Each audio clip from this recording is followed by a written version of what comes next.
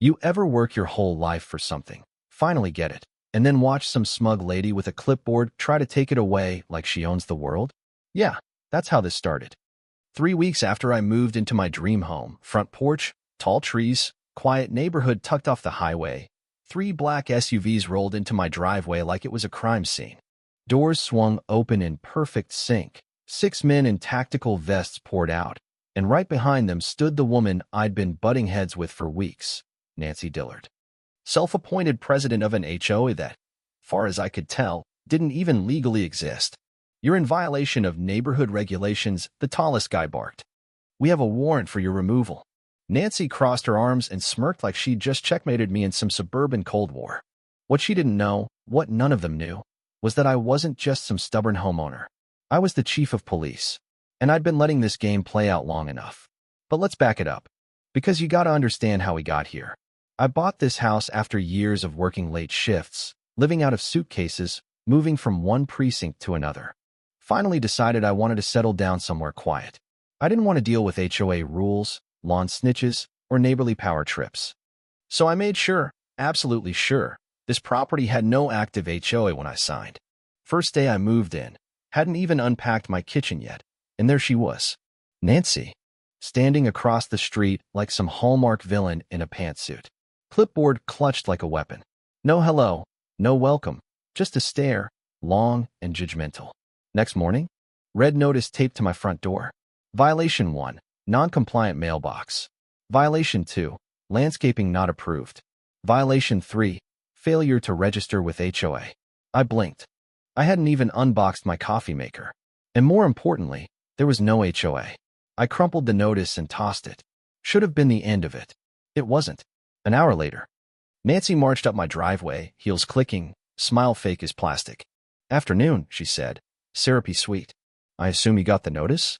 Yeah, I replied, wiping sweat from my brow. I threw it away. Her face twitched. That wasn't a suggestion. I chuckled. Funny, I don't recall joining any HOA. She snapped her clipboard shut. Your street was annexed into ours last year. Not without my signature, it wasn't. Nancy's tone sharpened. You'll comply, Mr. Ryland, or we'll escalate. To who? The clipboard police? She stormed off. And that's when things turned ugly. Over the next few days, I found more red notices taped to my door, my fence, my garbage bins. A $500 fine appeared for noncompliance. I tossed it. Then my mailbox got smashed. My car keyed. Power flickered out twice in one night. I checked my security cams and caught Nancy, flashlight in hand, snooping around at 2 a.m., taking pictures like she was building a case. I realized this wasn't just pettiness. This was a campaign, a full-on operation. So I did what I do best. I investigated. Went down to the county clerk's office, dug into property records. As I suspected, Nancy's HOA didn't legally exist. No registration, no tax ID, no board recognized by the city. But she'd been acting like one, sending out phony fines, collecting dues, even threatening foreclosure. Turns out, a lot of folks in the neighborhood had been paying her just to shut her up. Scared of being targeted. Some had even sold their homes to escape. And those compliance officers she sent around? Not city officials. Not even security contractors. Just goons in vests and knockoff badges. I went straight to her door the next day. Banged harder than necessary. She opened it smiling, like she'd been expecting me. I was wondering when you'd show up, she said. I held up the documents. This fake HOA ends today. She glanced at the papers, unimpressed. You can try, but you're outnumbered. And right then, I noticed them. 4 guys in black shirts, standing behind her. The same ones who'd been snooping around my property. Real professional, except none of them noticed my badge poking out from under my shirt. That night, I upgraded my security system. More cameras. Motion lights. And sure enough, at 2:14 a.m., they came back. 2 guys in dark clothing, standing in my driveway, whispering, pointing at my house. I stepped outside, weapon holstered, but visible. You boys looking for something? They froze. One muttered, routine compliance check. At 2 in the morning? I raised an eyebrow. Get off my property. They left without a word. But I knew what was coming next. What I didn't expect was the theater. A few days later, just as the sun was setting, I hear engines. 3 black SUVs roll up. 6 men in tactical gear step out, like it's a hostage negotiation. Nancy appears behind them, arms folded like she's directing a damn SWAT team. One of the men, tall, square-jawed, mirror shades, approaches with a folder. "You're in violation of neighborhood code," he announces. "We have a warrant for your removal." I tilt my head. "You have a warrant? For what, exactly?" He opens the folder, full of made-up forms and HOA headers. "Refusal to comply with lawful HOA enforcement." Nancy steps in. "We gave you every chance, Mr. Ryland. You chose this path." I stay calm. Real calm. I scan their gear. Their uniforms are inconsistent. Badges clipped on wrong. Their stance, too rehearsed. Like guys who watched a few cop shows and thought they could wing it.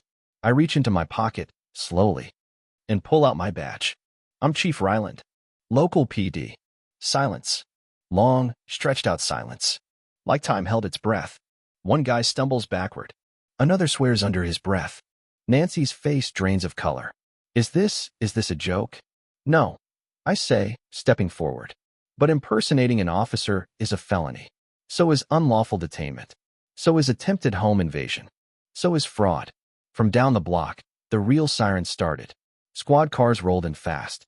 My guys poured out. We'd been ready. The fake officers dropped their gear and put their hands up. One tried to run. Bad idea. My lieutenant tackled him so hard, he bounced off the pavement. Nancy. She just stood there, frozen, clutching that damn clipboard like it could still protect her. We cuffed every last one of them. Reynolds, my lieutenant, looked around and muttered, "Hell of an HOA, chief." I turned to Nancy. "Anything you want to say?" She tried. "This is a mistake. I didn't do anything wrong." I held up the phony warrant. "So these guys just showed up on their own with this?" She looked away. "I was just trying to keep order." We searched her house. What we found: bank records, property liens, forged documents. Not just from our neighborhood, but from others. She'd been running this scam for years, under different names, different neighborhoods. Sometimes buying homes through shell companies after pressuring owners to sell. Sometimes collecting dues and disappearing. And tucked in the back of one folder was a signature. Not hers, but a city official's. That explained how she got access to homeowner data. Why her paperwork looked legit. Why complaints disappeared. Nancy wasn't the top. She was just the middle. We built a case. In a week, we had search warrants. Raided 4 more properties. Seized over $2.7 million in assets. Arrested board members, fake officers, and, yes, the city official behind it all. A real estate fraud ring, hiding behind fake HOAs. Nancy flipped fast. Testified for a reduced sentence. Claimed she was just following orders. Just trying to keep order. But when you terrorize a neighborhood, forge documents, impersonate police, and try to arrest the actual chief of police, yeah, order's not really what you're after. By the end of the month, the whole thing came down.